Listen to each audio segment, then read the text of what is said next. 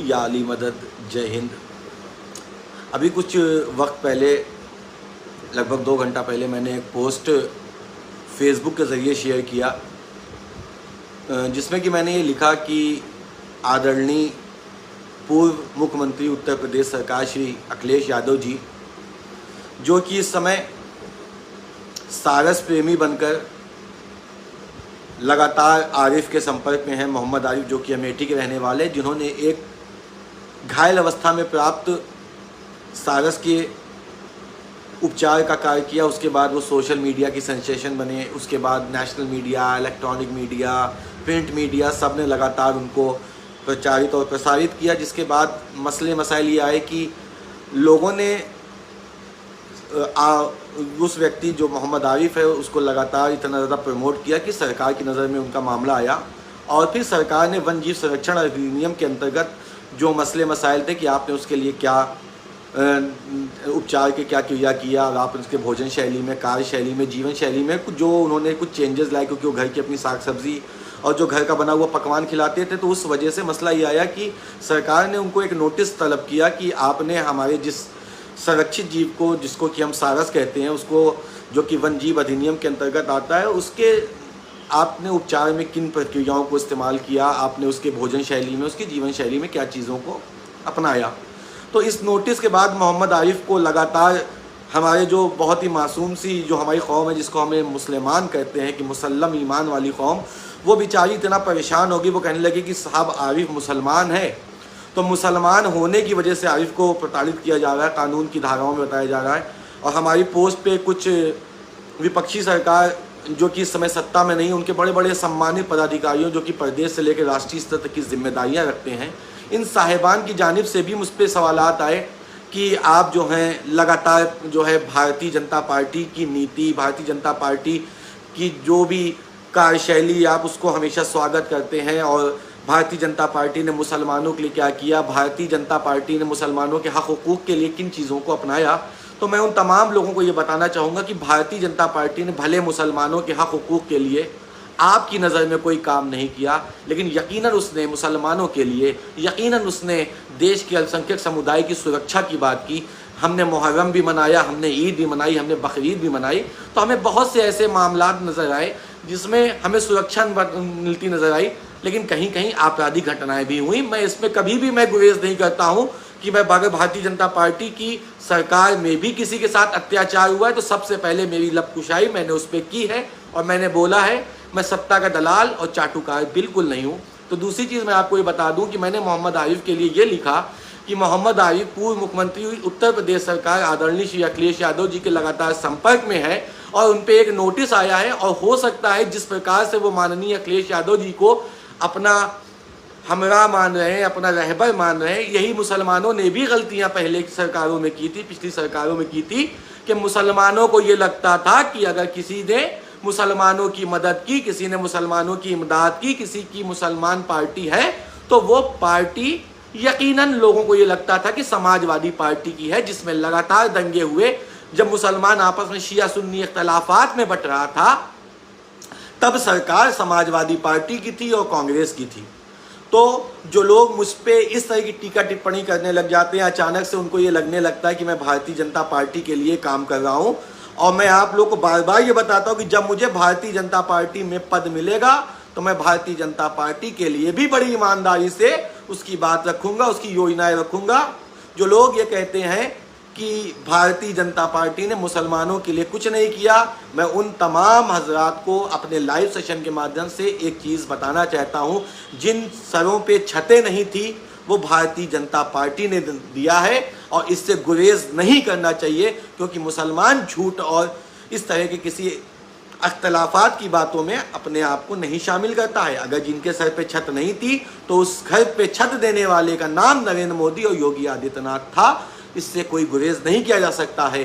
जब देश में कोविड काल आया तो लोगों को फ्री में टीके लगे, तो वो टीके दिलवाने का काम योगी आदित्यनाथ और मोदी जी ने किया। इस पे आपको कतई आपको ये नहीं कहना चाहिए एहसान फरामोश कौम का नाम इस्लाम नहीं है, एहसान फरामोश कौम का नाम मुसलमान नहीं है। हम एहसान का बदला एहसान से अदा करते हैं। मैं किसी से नहीं कहता कि आप भारतीय जनता पार्टी को वोट कीजिए, मैं किसी से नहीं कहता कि आप मोदी योगी के नारे लगाइए, मैं किसी से भी ये नहीं कहता हूँ कि आप मोदी की तारीफ कीजिए, मोदी के कलमे पढ़िए। एक समाजवादी पार्टी के बड़े कद्दावर नेता ने मुझसे ये कहा कि मोदी जी आजकल बहुत जो है नौहा मरसिया और जो है अज़ा खानों में पहुँचे।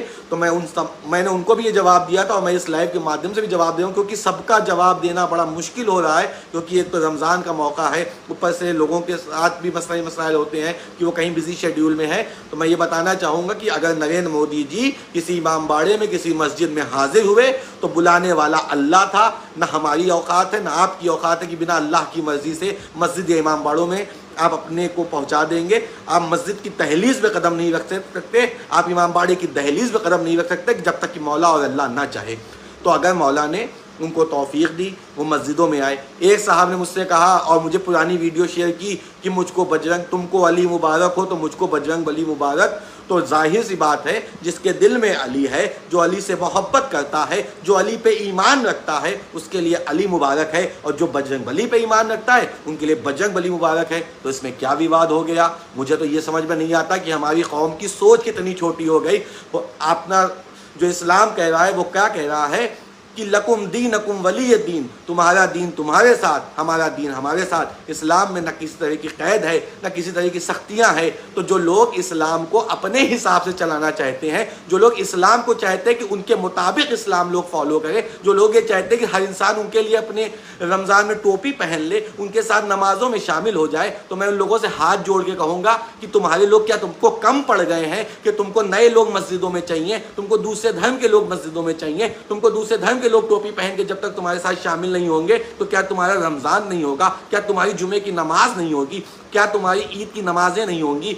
जिस इंसान को जिस धर्म को फॉलो करना है, हिंदुस्तान का संविधान अनुच्छेद 25 से लेकर अनुच्छेद 29 तक चिल्ला चिल्ला के कह रहा है कि तुम अपने धर्म की मान्यता के अनुसार अपने धर्म का अनुपालन करो, तो अपने मजहब की तालीम के अनुसार अपने मजहब को फॉलो करो। तो जो लोगों के दिमाग में ये खलफिशार पैदा हो जाता है कि वो मोदी जी हमारे लिए टोपी पहन लें, योगी जी हमारे लिए टोपी पहन लें, अखिलेश यादव ने तो पहन ली टोपी, कितनों के साथ क्या कर दिया, कितने मुसलमानों के हक हुकूक की बात कर ली, कितने मुसलमानों को IAS PCS बना दिया, कितने मुसलमानों को सचिवालय में या विधानसभा में जगह दिलवा दी। हमारे दीन के लोगों को, हमारे कौम के लोगों को, हमारे इस्लाम को मानने वाले लोगों को ये सोचना होगा कि हमको इख्तिदार तब मिलेगा जब हम साहिब हैसियत होंगे, जब हम साहिब इल्म होंगे, जब हम इल्म से दूर भागते हैं और भेड़ चाल चलने लगते हैं कि फलाने ने ये कहा तो हम उसको फॉलो करने लगते हैं। तो हमको अब ये समझना होगा, हमको अपने मेयार को बढ़ाना होगा, हमको अपना इल्मी मेयार बढ़ाना होगा, हमको ये लोगों से तवक्को करनी होगी कि हम भी तालीम याफ्ता हो, हमारी आने वाली नस्लें भी तालीम याफ्ता हो। क्योंकि बाबा साहब भीमराव अम्बेडकर ने कहा था कि इल्म का जो हुनर है वो शेरनी का दूध है, जिसने पिया है वो दहाड़ा है। तो शेरनी का दूध जो पीने की बात है, ऐसे ही मौला अली ने कहा कि अना मदीनतुल इल्म व अलीउन बाबुहा, कि मैं शहर इल्म हूँ। रसूल खुदा कह रहे हैं मैं शहर इल्म हूँ, अली उसके दरवाजे हैं। तो जो बाबे इल्म के दरवाजे की खाक की, जो नालैन के सदक़े में शिया अपने आप को शिया कहता है, अगर वो इल्म से दूर रहता है तो वो शिया की गलती है। जो इल्म से भागता है वो शिया ने अली, शिया ने हैदर कर्रार नहीं हो सकता, क्योंकि जो इल्म से भाग गया वो अली के दर की खाक ना पाया, जो अली के दर की खाक ना पाया वो कैसा शिया और कैसा मुसलमान। तो हमारे लोगों को ये समझना होगा कि अखिलेश यादव जिस मोहम्मद आरिफ गुज्जर के साथ लगातार अपने आप के हस्तक्षेप बढ़ा रहे हैं, वो मुसलमानों को ये बताना चाह रहे हैं कि मैं मुसलमानों तुम्हारा रहनुमा हूँ। मुसलमानों का रहनुमा सिर्फ खुदा है और शियों का रहनुमा वक्त का इमाम है। हमको अगर दुआ मांगनी है, हमको अगर तवक्को रखनी है तो वक्त के इमाम से रखनी है, हमको अगर इमदाद मांगनी है तो खुदा ए बुजुर्गवार से मांगनी है, परवरदिगार से मांगनी है। ये अखिलेश यादव, योगी, मोदी और राहुल गांधी आपकी बका व फला नहीं करेंगे। आपकी फला व बका आपकी इस्लाम की तालीम करेगी, आपकी कुरान की तालीम करेगी, आपके रसूल के कौल करेंगे। तो इस्लाम के जो सही पैमाने हैं उसके मुताबिक इस्लाम तालीम के अनुसार जो आपकी शिक्षा कहती है, आपको वोट जिसको देना है आप दीजिए। मैं नहीं कहता कि आप मोदी को वोट दीजिए, आप अखिलेश को वोट दीजिए, आप कांग्रेस को वोट दी, ये तो आपका खुद का निजी इख्तियार है कि आपको वोट किसको करना है। लेकिन उसके बावजूद मैं आपको बार बार ये कहता हूँ कि ए हिंदुस्तान के मुसलमानों, होश में आओ, इल्म हासिल करो। इल्म हासिल करोगे तो इख्तिदार भी पाओगे, रसूख भी पाओगे, इज्जत भी पाओगे, आबरू भी पाओगे, देश की ताकत भी बनोगे। तो मुसलमानों, इल्म की तरफ बढ़ो। मुसलमानों, तुम्हें ज़रूरत है इस वक्त इल्म पाने की। मुसलमानों, तुमको ज़रूरत है इस वक्त तालीम हासिल करने की। मुसलमानों, तुमको इस वक्त ज़रूरत है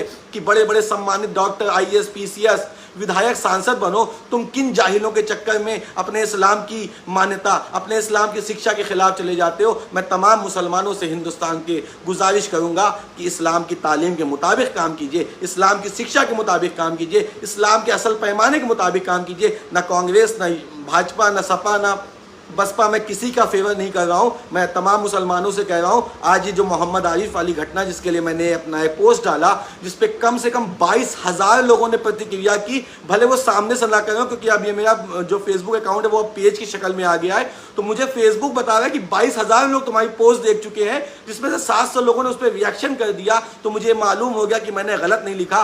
मुसलमानों को ठगने के लिए मोहम्मद आरिफ गुज्जर तैयार किया है समाजवादी पार्टी ने। तो मुसलमानों, गुमराह मत होना, तुमको वोट जिसको देना हो दो। ये सिंपैथी वाले कॉलम, ये कल के जो खड़े हुए नेता, इन्होंने जो अपने वालिदैन के ना हुए, जो अपने चाचा के ना हुए, जो अपने घर वालों के ना हुए, मैं कैसे मान लूं वो समाजवादी पार्टी तुम्हारी होगी? मैं कैसे मान लूं समाजवादी पार्टी मुसलमानों की रहनुमाई करेगी? मैं कैसे मान लूं समाजवादी पार्टी मुसलमानों की हकशनासी करेगी? मैं कैसे मान लूं कि समाजवादी पार्टी मुसलमानों के हक हुकूक की बात करेगी? जब वो सत्ता में होती है, जब वो इख्तिदार में होती है, तो शिया सुन्नी आपस में एक दूसरे का कॉलर पकड़ने को तैयार हो जाता है। कम से कम आज शिया और सुन्नी के आपसी इख्तलाफात तो बंद हो गए। आपको मोदी से गुरेज है, आपको योगी से गुरेज है, ये आपकी अपनी निजी राय है। लेकिन पब्लिक डोमेन पे आप अपनी जो जहर अपने अंदर का है उसको कतई बाहर ना निकालिए, क्योंकि आप 10 लोगों के अमल से पूरे हिंदुस्तान के मुसलमानों को शर्मसार होना पड़ता है। पूरे हिंदुस्तान के मुसलमानों को आपकी निजी मानसिकता के अनुसार लोगों को शर्मसार होकर लोगों के सामने जलील होना पड़ता है। हमसे वतन की मोहब्बत पूछी जाती है, हमसे ये पूछा जाता है कि तुम वतन से मोहब्बत कितने करते हो। वो 10 जो जलील लोग हैं, जो हिंदुस्तान के खिलाफ बोलते हैं, जो संविधान के खिलाफ बोलते हैं, वही 10 लोग हाईलाइट होते हैं। और मुसलमानों की शिक्षा, जैसे सनातन शिक्षा में 4 जाहिल बैठे हैं जो कट्टरवाद की तरफ बढ़ावा देते हैं सनातन को, उसी तरह मुसलमान धर्म में भी 4 जाहिल बैठ गए हैं जो मुसलमान को कट्टरवादी दिखाने लगे हैं। तो मेरी तमाम लोगों से बसत अदब गुजारिश है कि हिंदुस्तान के मुसलमानों, रसूल खुदा की तालीम के मुताबिक काम करो। इस मुसलमानों, मौला अली के कौल पे अमल करो। मुसलमानों, इमाम हुसैन की शहादत को याद करो। मुसलमानों, उस तरह से इस्लाम को फैलाओ, उस तरह से इस्लाम की तालीम को दुनिया के बीच लाओ कि जब कोई तुम्हारे बगल से गुजरे, जब कोई तुम्हारे अमल को देखे तो ये बोले कि ये अली का शिया है, ये हुसैन का मानने वाला है, ये हुसैन से मोहब्बत करने वाला है। बस इतनी सी गुजारिश है, किसी के जाहिलाना स्टेटमेंट, किसी की जाहिलाना गुफ्तगू, किसी के जाहिलाना तरीके से, किसी के जाहिलाना नज़रिए से इस्लाम बदनाम ना हो। इस्लाम ना बदनाम हो तो कुरान ना बदनाम हो, और कुरान ना बदनाम हो तो हबीब खुदा, रसूल खुदा मोहम्मद मुस्तफ़ा सल्लल्लाहु अलैहि वसल्लम की सही तालीम दुनिया में पहुँच सके,